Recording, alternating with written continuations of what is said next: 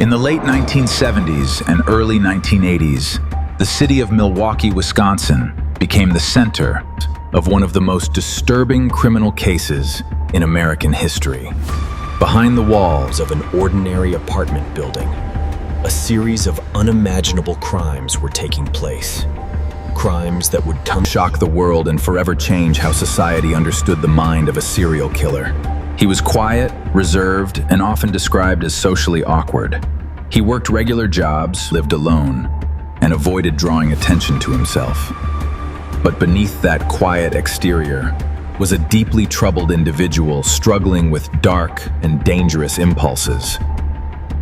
Dahmer's early life, the individual connected to these events, appeared completely ordinary at first glance, revealed signs of instability.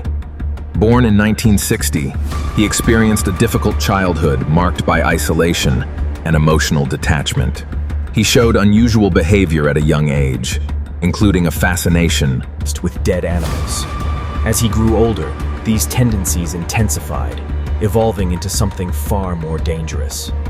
His first known crime occurred in 1978. Shortly after he graduated from high school, quickly turned into something far more sinister. Hicks was killed, and Dahmer attempted to conceal the crime. For years, this act remained undiscovered. After this initial murder, there was a long gap. Dahmer struggled with alcohol addiction, moving between jobs and living situations. To those around him, he appeared to be trying to build up a normal life. But the darkness had not disappeared. It was simply waiting. In 1987, the killings resumed. Dahmer began targeting young men, often meeting them in bars, malls, and clubs. Or on the street. He would approach them and suggest continuing the conversation somewhere more private. Of money, drinks, or companionship. Once inside, his true intentions became clear. What followed was a pattern of manipulation, control, and violence. Unlike many serial killers, Dahmer's actions were driven by a desire for complete control. He wanted his victims. There were moments when Dahmer nearly got caught. In one instance, a young boy to remain with him, silent, compliant, and unable to leave.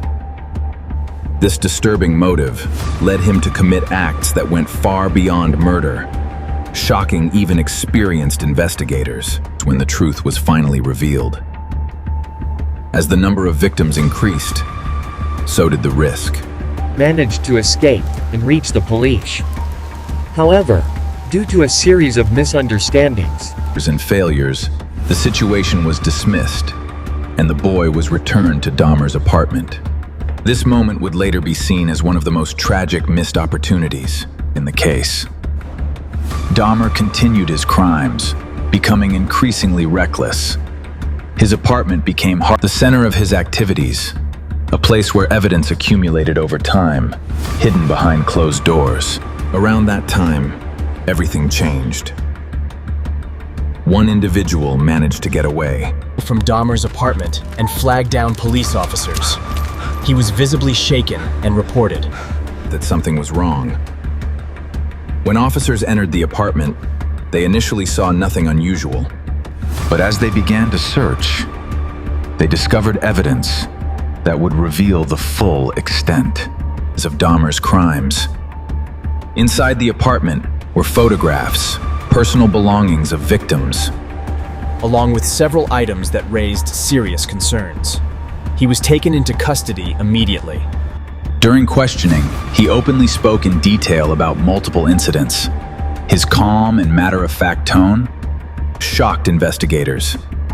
He did not attempt to deny his actions. Instead, he described them with a level of detachment that made the situation even more disturbing. The trial that followed drew widespread attention across the country. He was formally held in connection with multiple serious cases. Those speaking on his behalf stated that he was dealing with serious mental health challenges and should not be held fully responsible due to his condition. However, others involved maintained that he was fully aware of his actions and had taken steps to avoid detection. Clear signs of intent. In the end, a final decision was reached holding him responsible. Around that time, he received a severe outcome to multiple life terms in prison. But even after his conviction, the case continued to raise questions. How was he able to continue his crimes for so long? Without being caught?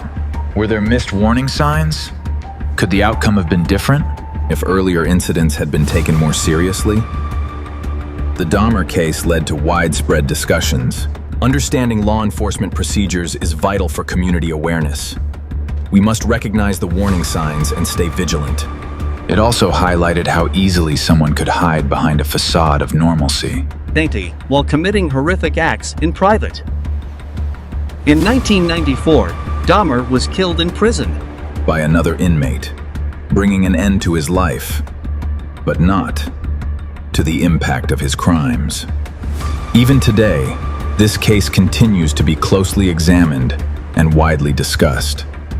It is studied not only for its details, but for what it reveals about human behavior, psychology, and the limits of understanding. What makes this case so deeply unsettling is not just the crimes themselves, but the fact that they happened in an ordinary setting. An apartment, a neighborhood, a place where nothing seemed out of the ordinary from the outside. It serves as a reminder that danger does not always announce itself. Sometimes it hides in silence, and sometimes it exists right next door, unseen, unnoticed, until it's too late.